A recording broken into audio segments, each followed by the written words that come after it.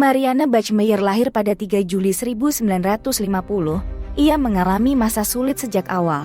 Orang tuanya terpaksa mengungsi dari Prusia Timur selama Perang Dunia Kedua. Sebagai seorang anak, masa kecilnya ia habiskan di Jerman Barat, dan ia terjebak pada ketegangan rumah tangga yang terjadi antara ayah dan ibunya yang semakin meningkat dari tahun ke tahun. Ayah Mariana sebelumnya adalah anggota Waffen-SS bagian tempur dari unit SS Nazi. Setelah perang, ia berakhir menjadi pecandu alkohol dan sering bersikap kasar pada istri dan anaknya, Mariana. Karena sikapnya itulah yang membuat dirinya segera diceraikan oleh istrinya, dan Mariana ikut dengan ibunya yang kemudian menikah lagi. Akan tetapi ayah tiri Mariana tersebut tidak jauh lebih baik dari ayahnya. Tak lama, justru ibu dan ayah tirinya tersebut mengusir Mariana dari rumah, dan ia terpaksa berjuang dan menghidupi dirinya sendiri meski masih usia remaja kala itu.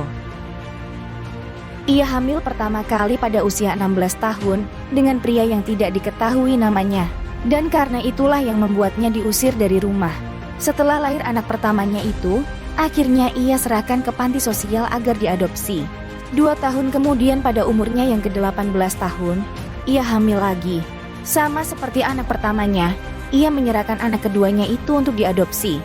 Lalu pada kehamilan ketiganya di umur 22 tahun, adalah anak yang akan dirawatnya, yakni Anna Bachmeier. Namun sebenarnya ia sempat berpikir untuk menyerahkan Anna untuk diadopsi. Namun tidak jadi. Tidak ada seorang ibu di dunia ini yang ingin melihat putri kesayangannya tersakiti. Ungkapan kasih sayang ibu sepanjang masa sangat pas untuk Mariana ini. Klaus Grabowski, seorang pedofil yang memiliki sejarah kriminal dan pernah dipenjara karena pelecehan seksual terhadap anak-anak. Grabowski mengaku bahwa ia membunuh Anna dengan mencekiknya menggunakan tali karena takut bahwa pacarnya akan meninggalkannya jika tahu bahwa ia mengajak seorang anak kecil ke rumah mereka.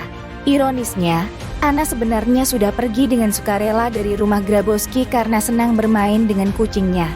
Mayat Anna tersebut ditemukan di sebuah kardus. Aksi Grabowski dilaporkan oleh tunangannya sendiri, kemudian ia ditangkap. Dia mengakui membunuh Anna, tetapi tidak mencabulinya. Masalah serangan seksual ini jadi sorotan sebab Grabowski sudah 2 kali terjerat kasus pencabulan. Dia membantah tuduhan pencabulan, tetapi menyebar isu bahwa ia diancam oleh Anna. Ia menyebut Anna meminta uang kepadanya. Jika tidak, ia akan memfitnahnya terkait kasus pelecehan. Mariana, yang sangat terpukul atas kematian putrinya, memutuskan untuk membalas dendam. Mariana tidak terima akan kata-kata Grabowski, dan akhirnya dia menyelundupkan pistol ke ruang sidang di pengadilan. Wanita itu lantas menembak Grabowski sebanyak 7 kali. Peristiwa ini menggemparkan Jerman dan memicu perdebatan besar tentang tindakan main hakim sendiri. Mariana ditangkap dan didakwa atas pembunuhan Grabowski. Selama persidangannya, masyarakat terbelah antara yang mendukung aksinya sebagai respons emosional seorang ibu yang kehilangan putrinya dan mereka yang mengecamnya sebagai tindakan yang melanggar hukum. Pengadilan menyebut aksi pembunuhan yang dilakukan Mariana adalah aksi pembunuhan berencana.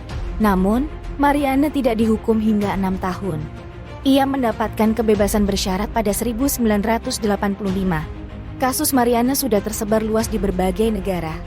Mariana juga mengaku bahwa ia tidak membunuh Grabowski karena sekadar emosi. Ia tidak ingin pria itu menyebarkan lebih banyak kebohongan terkait Anna. Sebelum mengeksekusi Grabowski, Mariana ternyata berlatih menembak terlebih dahulu. Hingga akhir hayat, ia tidak pernah menyesal atas aksinya. Kasus ini tetap menjadi simbol kuat dari rasa keadilan pribadi dan rasa sakit emosional seorang ibu yang kehilangan anaknya secara tragis dan merupakan salah satu peristiwa paling terkenal tentang balas dendam.